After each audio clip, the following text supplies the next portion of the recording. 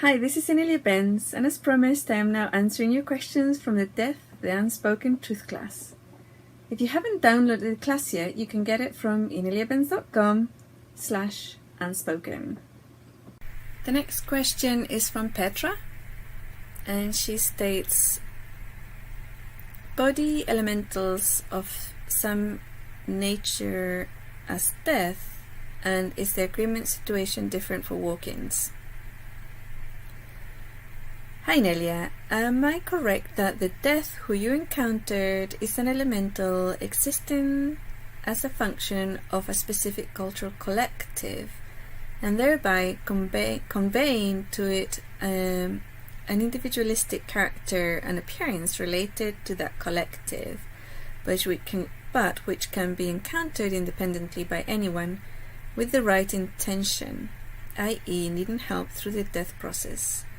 Like divas and nature spirits can be contacted for the plant kingdom to find out how best to care for plants.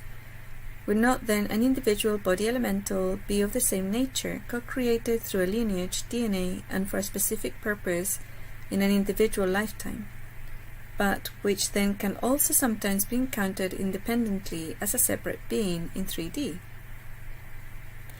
Perhaps it is a different situation for a walk-in who made an agreement with an already existing and available body elemental instead of co-creating one through the birth process.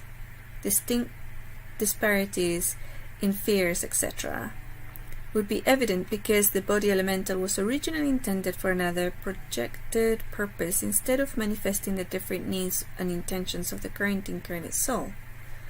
But the walk-in situation would also convey a certain degree of freedom, since other agreements, i.e. to certain prevailing limitations of collective 3D existence on the planet, would be 3D parties, since those were made by the previous soul, not the walk-in. Third-party agreements do not hold as much weight as ones between first and second parties.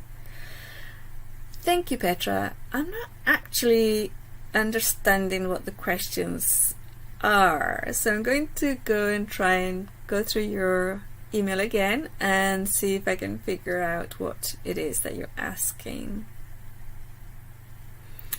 I think the first part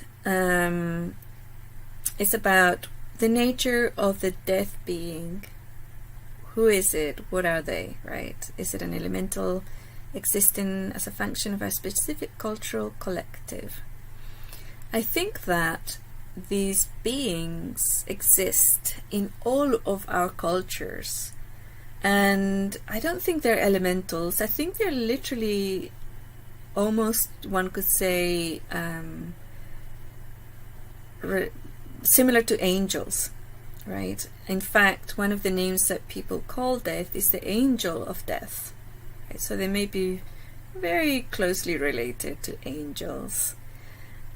They are different beings, and like whales are different beings and dolphins are different beings that we can see and feel and touch, but these beings that sometimes we can feel, see and touch, but not always,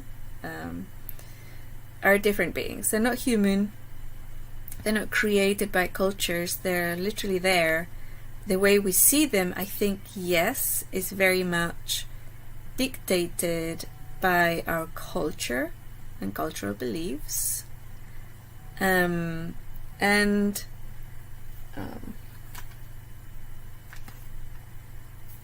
sorry, I got distracted there with a phone ringing. I had to switch it off.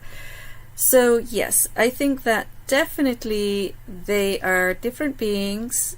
They're not human, they're more related to angels, and the way we see them definitely has to do with our culture.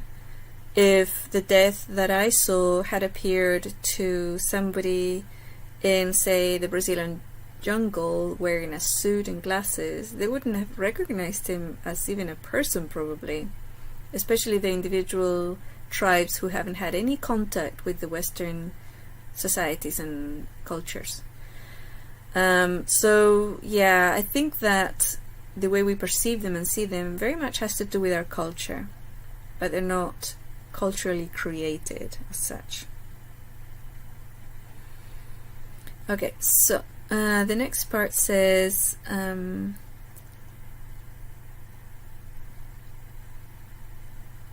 it can be independently encountered by anyone with the right intentions who need help through the death process. Like devas and nature spirits can be contacted for the plant kingdom to find out about how best to care for plants. Yes, I think that anybody can have contact with these beings, just like you can with angels. Would not then an individual's body elemental be of the same nature, co-created through a lineage DNA? I'm not really sure how the two relate or what type of nature you're talking about. Okay? So with regards to the body elemental, can it be created through a lineage DNA and not for specific purpose in an individual lifetime? I don't actually understand your question. I hope somebody does, so they can tell me what it is. Or maybe you can send it in again with different words. The physical body elemental will choose physical bodies and DNAs that are related to the choices of itself, the experience it wants to have, as well as the soul that has decided to incarnate with the body elemental, and what choices and experiences the soul wants to have. I'm not really sure what you mean by co-created through a lineage DNA, although what DNA the family has, that the parents have, that are giving birth to the child, will be chosen and selected. Like they have this much DNA, and to have a baby, the baby only uses this much. So what this contains is chosen among the whole lot, and that choice is made by the soul and the physical body elemental, depending on what experience they're here to have.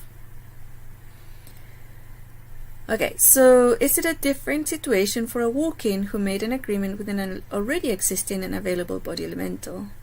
Okay, so I'm not sure what you mean by the situation.